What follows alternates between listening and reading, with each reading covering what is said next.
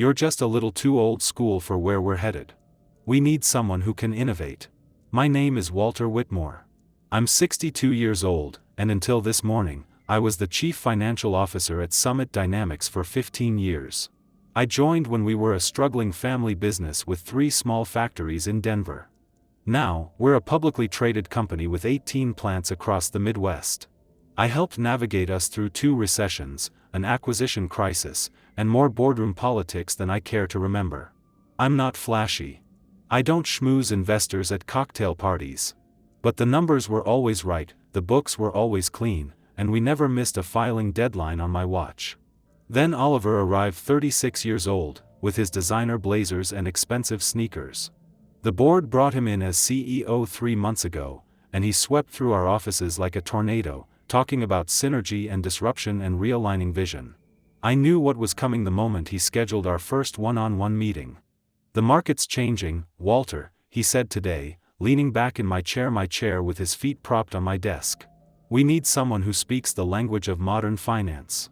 I said nothing, just nodded once and offered a tight-lipped handshake. "We're bringing in Lucas. 29. Brilliant mind. Just did a TEDx talk on financial innovation that's getting real traction online." "I see," I said, my voice steady. "When's the transition?" Oliver smiled, surprised by my calm. 2 weeks. We'll announce it at the next board meeting." I packed my personal items that afternoon while everyone was in an all-hands meeting about our exciting new direction. 15 years in this office, and everything fit in a single cardboard box: family photos, a commemorative coin from our IPO, the leather portfolio my wife Olivia gave me before she passed. On my way out, I noticed Emma from accounts holding back tears by the elevator. She'd been with me since day one. "Don't worry," I told her. "It's all part of the cycle." What I didn't tell her was that I'd spent the last 6 months quietly documenting a series of questionable transactions that started appearing in our books shortly after Oliver arrived and grew more frequent after he mentioned bringing in his finance guru, Lucas. I wasn't planning revenge. I was just doing my job, keeping the books clean even on my way out. I grew up working in my father's hardware store in Boulder, Colorado, just across the river from Denver. He taught me that numbers don't lie, even when people do. I put myself through college stocking shelves and balancing his books at night. When I graduated, I turned down bigger offers to stay local, working my way up through regional companies until Henry Whitman, Summit's founder, called me personally in 2008. "I need someone who can keep us afloat through this recession," he said. "Someone who sleeps better when the books balance." For 10 years, Henry and I built Summit into something solid. When he retired, the transition was smooth. The new CEO, Charlotte Ellis, respected the systems we'd created. We disagreed sometimes, but she listened.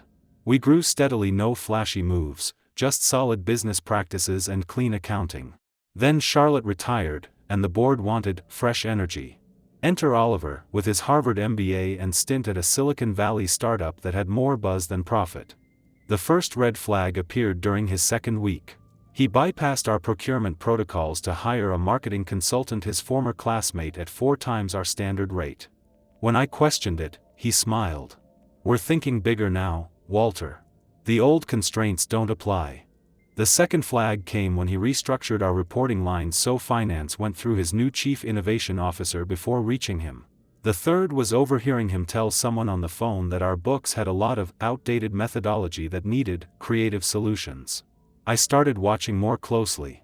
Small irregularities appeared: vendor contracts with companies I couldn't properly vet, consultancy fees without deliverables, budget reallocations without department head signatures.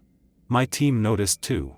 James from internal audit stopped by one evening as I was reviewing the quarterly statements. "Something's off with the new tech investment tracking," he said quietly. "Numbers don't match from entry to report." "Document everything," I told him. "Just keep it factual." Olivia would have told me to make waves stand up in a board meeting, go out with a bang. But cancer took her 3 years ago, and without her fire, I'd grown more methodical, more patient. So instead of confrontation, I kept detailed records. I downloaded suspicious transactions, cross-referenced irregularities, all while maintaining the same calm demeanor in meetings, even as Oliver brought in more of his people and pushed out mine. I wasn't being paranoid. The patterns were too consistent. Something bigger was happening, and it centered around this new finance wunderkind, Lucas. My final board meeting lasted exactly 22 minutes. There was no mention of my 15 years of service, no thank you speech, no plaque, no watch. Just a line on the agenda that read, CFO Transition Update. Oliver spoke about exciting new fiscal directions while I sat silently at the far end of the table. The chairman, Theodore Bennett, couldn't quite meet my eyes. Had been on the board when Henry hired me. Now, he simply nodded along with Oliver's presentation about how Lucas would revolutionize our approach to capital allocation. I'd hoped for at least some acknowledgement from Theodore, some recognition of what we'd built together. Instead, the meeting moved briskly to the next agenda item, the new headquarters Oliver wanted to build downtown. As everyone filed out, Theodore paused briefly by my chair. You've been an asset, Walter, he said awkwardly, patting my shoulder. Best of luck. An asset. Like a piece of equipment that had depreciated. I walked back to my office, Lucas' office now, to collect my box. Through the glass wall, I could see Oliver showing him around, pointing at the graphs on my walls like they were ancient cave paintings. Emma was waiting by my door, holding an envelope. The accounting department took up a collection, she said, for a proper send-off dinner. I thanked her, knowing I wouldn't use it. As she turned to leave, I asked, Emma, when did those invoices from Vertex Solutions start coming in? She thought for a moment. February, I think. Right after Mr. Oliver announced the Digital Transformation Initiative. February. 2 weeks before Oliver first mentioned bringing in Lucas. That night at home, I spread all my documentation across my dining room table. 6 months of suspicious transactions, invoices for services never rendered, foreign consulting fees without tax documentation, and most telling of all, shell vendors that all traced back to a holding company called Alpine Innovations. It had been registered just 3 days before Oliver was announced as CEO. The pattern was clear now. Oliver hadn't brought in Lucas because I was old school. Had brought him in because they had a system siphoning company funds through fake vendors and consultants, hiding it in complex digital transformation costs that were hard to question in today's business environment. They needed me gone because I asked too many questions, kept too close an eye on the details. I sat back in my chair, looking at the evidence laid out before me. For the first time since Olivia died, I felt something beyond the numb routine of daily existence. Not anger exactly, something colder, more focused. I opened my laptop and began organizing everything methodically, cross-references, timelines, account trails. I wasn't going to confront Oliver. I wasn't going to call an emergency board meeting or go to the press. That wasn't my style.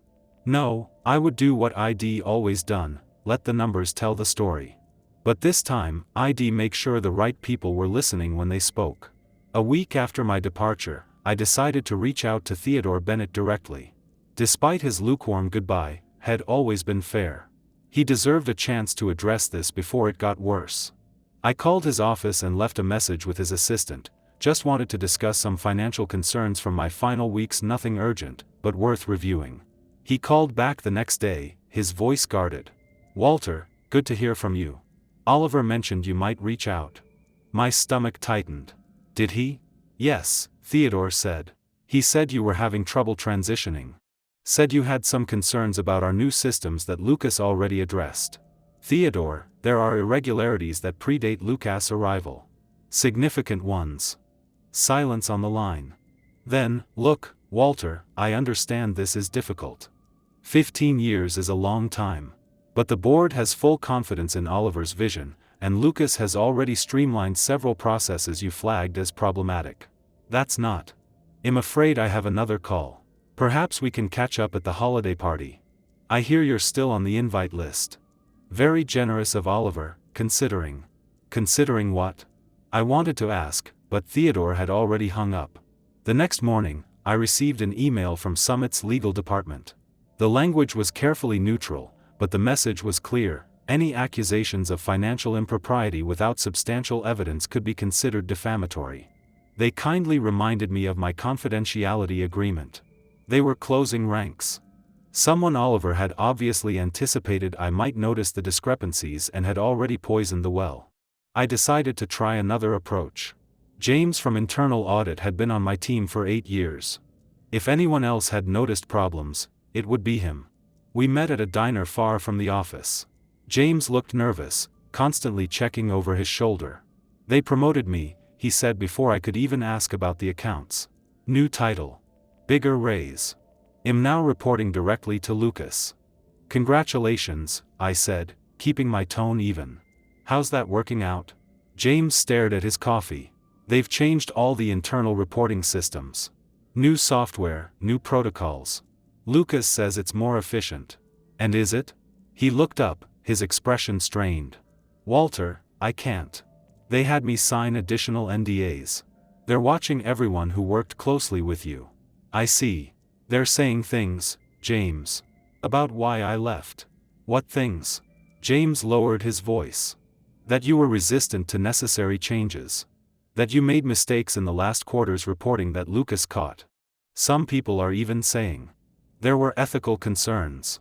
My hands gripped my coffee mug so hard I thought it might break. They weren't just pushing me out, they were destroying my reputation to cover their tracks. "I should go," James said, throwing cash on the table. "I've got a mortgage and twins starting college next year. I can't." "It's all right," I said, forcing a smile. "Take care of your family, James." As he hurried out, I sat alone, processing what I'd learned. My options were dwindling. The board wouldn't listen. My former team was either bought off or scared silent. And now they were attacking my reputation, making it nearly impossible for me to raise concerns without looking like a disgruntled ex-employee. They thought they had me cornered. But they'd overlooked something important: I still had access to the audit server. During my final days, while everyone thought I was quietly cleaning out my office, I'd set up an emergency admin account, a standard practice for system transitions that no one had bothered to check. It wouldn't last forever, but it might be enough. That night, I used my emergency credentials to access Summit's audit server. I suspected they'd eventually discover and remove the account, so I worked efficiently, following the money trails I'd already identified. What I found made my earlier suspicions seem quaint by comparison. Alpine Innovations wasn't just one holding company, it was a hub in a network of shell entities, all interconnected through a maze of transactions designed to hide their relationship. Some dated back to before Oliver even joined Summit, suggesting this wasn't an opportunistic theft, it was a planned infiltration. The more I dug, the clearer the picture became. Oliver hadn't been hired despite his mediocre track record had been installed. His previous company, the Silicon Valley startup with more buzz than profit, had been bankrolled by the same investment group that had recently gained 3 seats on Summit's board, including the seat held by Theodore's nephew, Noah Bennett, who had joined 6 months ago. This wasn't just an executive skimming from the company. This was a coordinated attack on Summit itself, a slow-motion asset strip disguised as modernization. I downloaded everything I could find, organizing it meticulously. By dawn, I had traced over $12 million siphoned from various departments through falsified vendor contracts, inflated service agreements, and phantom consultancy fees. Exhausted, I made coffee and sat on my back porch, watching the sun rise over the Colorado River. Olivia and I had bought this house for the view, I remembered. "Water calms your overthinking brain," she used to say. Now, I let the river's steady flow organize my thoughts. My initial instinct to quietly alert the board had been naive. This went deeper than Oliver and Lucas. Some board members were likely complicit, which explained why they'd been so eager to replace Charlotte with an outsider when she retired. I needed to be smarter about this. More strategic. I spent the morning mapping connections between board members, Oliver's previous associates, and the shell companies. By afternoon, I'd identified 3 board members who were likely unaware of the scheme: Sophia, a former manufacturing executive who joined the board after retiring from a competitor; Isabella, who represented our workers' pension fund; and Mia, our oldest board member who rarely spoke but never missed a vote. I also discovered something I'd overlooked. Lucas had worked at Vertex Solutions, one of the shell vendors, 3 years ago. His name was buried in their incorporation documents as a founding partner, though it had been removed from public-facing materials before he was hired at Summit. As I compiled this information, my phone rang. The number was blocked, but I answered anyway. "Is this Walter Whitmore?" a woman's voice asked. "Speaking. My name is Amelia Green." I'm with the Federal Financial Oversight Division. My heart stopped momentarily. We've received an anonymous tip about potential financial improprieties at Summit Dynamics involving its new leadership team. The information provided suggested you might have relevant knowledge. I chose my words carefully. I recently left my position as CFO after 15 years. Yes, we're aware. Would you be willing to meet informally to discuss certain transactions that occurred over the past 6 months? Who else knows you're calling me? I asked. No one outside my immediate team. This is preliminary fact-finding, not a formal investigation. Yet, I considered my options. Going to the FFOD directly would make this very public, very quickly. Summit stock would plummet. Thousands of employees, people like Emma and James, could be affected if the company collapsed under scandal. But someone had already tipped them off. The clock was ticking. I'll need some time, I said finally. Time for what, Mr. Whitmore? To make sure I get this right. I gave myself 3 days to execute my plan. First, I needed to ensure the evidence couldn't be erased.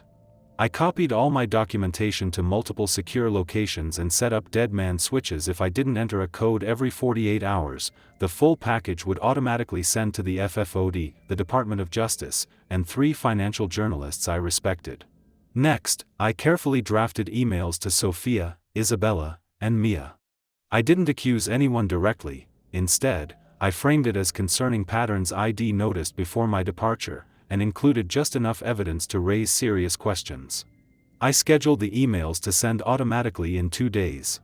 The most delicate part came next.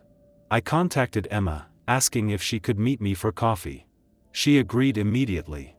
"They're gutting your whole department," she told me when we met, her voice barely above a whisper. "Lucas says we're consolidating financial operations, but half the team has gotten reassignment notices and the other half is being reviewed. Including me." She nodded, blinking back tears.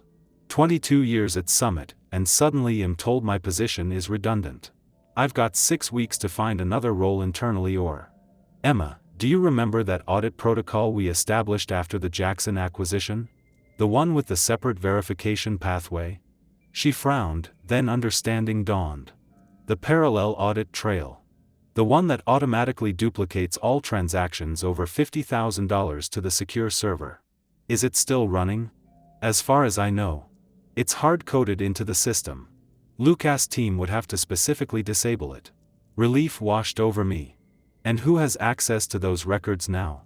Just the senior auditing team. And I guess Lucas, since he's CFO now. What about the backup archiving? Is that still sent to Iron Mountain on the 1st of each month? She thought for a moment. Yes. That's automated too. The October backup would have gone out last week. Perfect.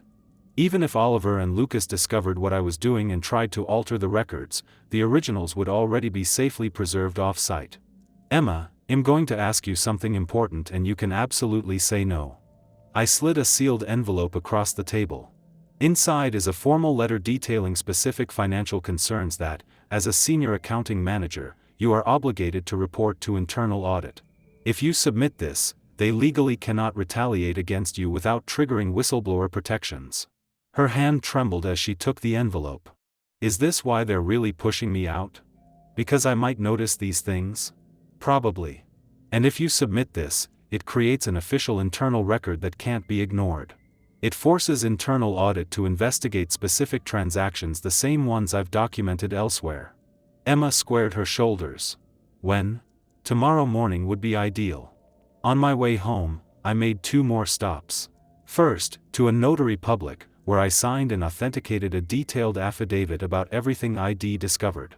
Then, to my lawyer's office, where I left sealed instructions to be opened if anything happened to me. That evening, I received a text message from James, Lucas asking lots of questions about old audit protocols. Seems nervous. Watch yourself. They were starting to realize their mistake. They'd been so focused on pushing me out that they'd overlooked what I might have already documented. The pieces were in place now. I just had to wait. 6 weeks after my departure, everything detonated simultaneously. The internal audit triggered by Emma's formal complaint reached Lucas' desk the same morning that my detailed emails reached the 3 uninvolved board members. By noon, Sophia had called an emergency board meeting using her authority as audit committee chair. I wasn't there, but Emma texted me updates throughout the day. Board meeting started at 2 o'clock. Oliver looking pale. Lucas just got escorted to a conference room with legal. Outside auditors arrived, taking over main conference room. By evening, the news had broken internally. Summit was under investigation for financial irregularities. All executives who had joined under Oliver's tenure were placed on administrative leave pending a full forensic audit. I turned off my phone and took a long walk along the river, watching the Denver skyline light up as darkness fell. For the first time in months, I felt my shoulders relax. The next morning, I received 3 missed calls from Theodore Bennett, from Oliver, and from Noah Bennett. I ignored them all. Instead, I answered a call from Mia, our oldest board member. 15 years of clean books, she said, her voice gravelly with age. No scandals, no restatements, no missed filings. I should have spoken up when they pushed you out. You're speaking up now, Mia. That's what matters. The board has appointed me acting chair while we sort through this mess. Theodore and Noah have resigned, along with 2 others. We've terminated Oliver and Lucas for cause. I said nothing. We'd like you to come back, Walter. Just temporarily to help the forensic team and stabilize things. I watched a barge slowly making its way down the river, steady and purposeful. It'll help with the investigation, I said finally, but I won't be coming back permanently. May I ask why? Because Summit needs someone who can innovate, I said, allowing myself a small smile. I'm just a little too old school. 3 months later, I sat on my new deck in Asheville, North Carolina, watching the sun set behind the Blue Ridge Mountains. My cabin wasn't large, just 2 bedrooms and an office, but the view made up for it. The investigation at Summit had uncovered exactly what ID suspected, a coordinated scheme to extract value through fraudulent contracts and artificial costs. Oliver, Lucas, and several board members now faced federal charges for securities fraud and embezzlement. ID spent 6 weeks helping the forensic accountants unravel everything. Then I packed up my Denver house and headed for the mountains. Olivia and I had always talked about retiring here. The settlement Summit offered for my consulting services during the investigation was generous enough to buy this cabin outright and still have plenty left over.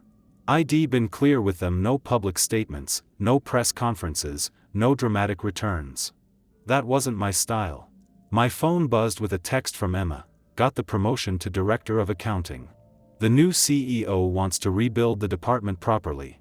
I smiled and typed back, well deserved. Always keep a parallel audit trail. Yesterday, my lawyer had called with news that the Federal Financial Oversight Division was closing its case against Summit after the company agreed to governance reforms and financial penalties that pointedly excluded punishment for shareholders and regular employees. The right outcome. As darkness settled over the mountains, I opened the leather portfolio Olivia had given me years ago.